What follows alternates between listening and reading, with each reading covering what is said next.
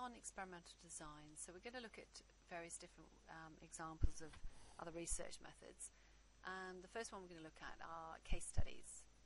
Okay, so I'm just going to pull up this PowerPoint as well, and we'll talk it through with this. So you've got your notes in front of you. It's booklet 2 of research methods, but let's have a look at this. So what are case studies?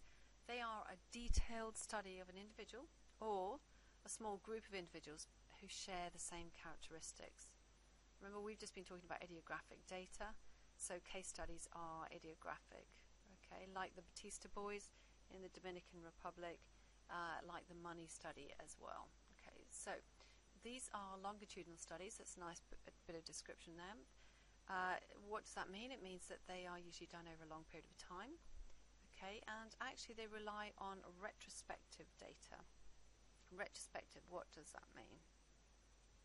So retrospective, if you look at this image here, basically retrospective data is looking backwards. Okay, so this is you now, but if you were being retrospective, it means you are looking back at what happened to you when you were a child. Okay, so childhood memories. So the person recalls what happened in the past, after the event, and the problem with that, of course, is that our memories are not like a little video recording. Our memories get distorted, we miss bits, we reconstruct memories can be vague, etc., etc. So there are issues with that, there are problems with that. Okay, but what uses are there? The case studies are great because they're used in a lot of clinical work. So remember, these are people with possibly problems or unusual differences really to the rest of us. So the examples we saw with the Batista boys with the mutation in their genes, so that they are not typical. They're born looking a female, but actually they've got XY chromosome, if you remember. So that's a nice illustration of it. We could look at, for example, eating disorder, schizophrenia, and extreme cases from childhood. And I think I've got an example later on I'll tell you about. So what's the method, right? You will need to be able to outline or describe the method. What happens is those individuals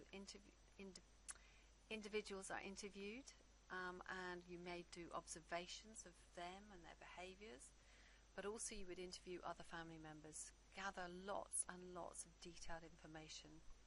Okay, so possibly test results and any other information you can gather which gives you a really full picture of that person, and then that information is analysed by the researcher. So the advantages are that they are qualitative. It is qualitative data, so it doesn't give us any numbers, but it gives us this rich, detailed information. And of course, because it is the person's real world, we are looking at a real person in their environment that has high ecological validity. It is the real person. It's reflecting exactly what's going on. So we've got high mundane realism, high ecological validity. And it does give us actual information about real cases. So one example is the case of Jeannie. You've got that mentioned. This is a really tragic situation, but unfortunately there are plenty of them. And if I just let you know a little bit about that. So Jeannie was found when she was about 13 and a half. And for all of her life, basically, she had spent in one room of her parents' home and tied to a chair which had a potty on it, a potty chair we'd call it, and she was fed on baby food. And in all that 13 and a half years, she'd hardly been spoken to at all. And any time she made any sound, she was punished. All right.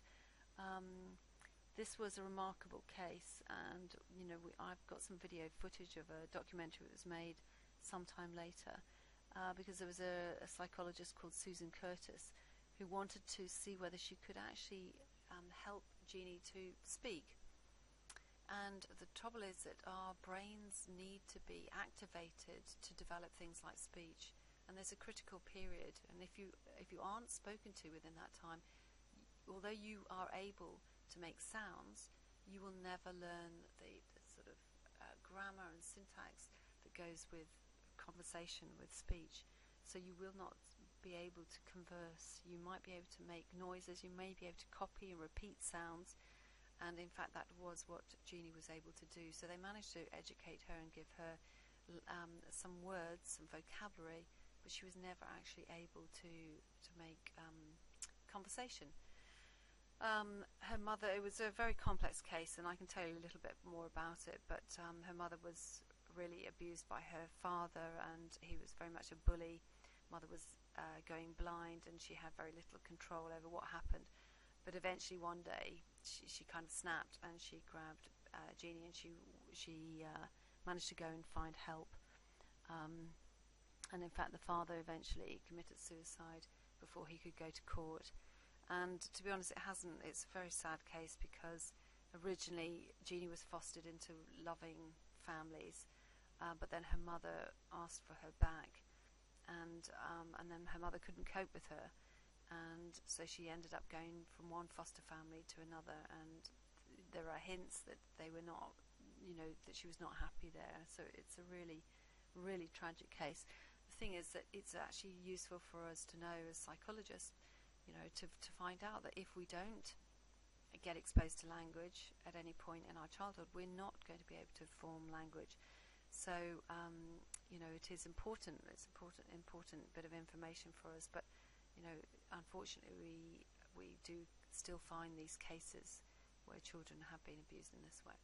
So, the advantages are we can find these cases, we can find out about them. The disadvantages, of course, we are relying, that was an extreme case, but we are usually relying on people's memories, right? Memories are very subjective. Your version of events may be very different to somebody else's, so they are unreliable. Remember also that case studies are done on just one person or a very small sample, and the problem we would say with that is, how do we generalize that to the whole population? We can't. These may be extreme cases, and other people may not react in the same way. The other problem here is, of course, we can't replicate, right? These are one-off situations, and we can't replicate them. So case studies don't use any rigorous methodology. We're not using very controlled conditions. So, there is bias there. We are analyzing an event afterwards. So my version may be very different to your version, because it would be a subjective view of me as the analyst. Okay, so they tend to be analytical, and with that comes a bias, because it's my personal view, so it's my personal bias. Okay, so they're descriptive rather than analytical. They're an analysis, but they're not really we would say here, they're not really a scientific analysis. They're a very subjective, not objective analysis. Also, other disadvantages, because there's no control, we're not manipulating anything, so we can't get these causal links. So we don't know for sure that, one thing in a person's childhood has caused another thing. And here I've got this researcher bias, subjectivity. Okay, often you'll find that there will be a close relationship built up between the researcher and the person.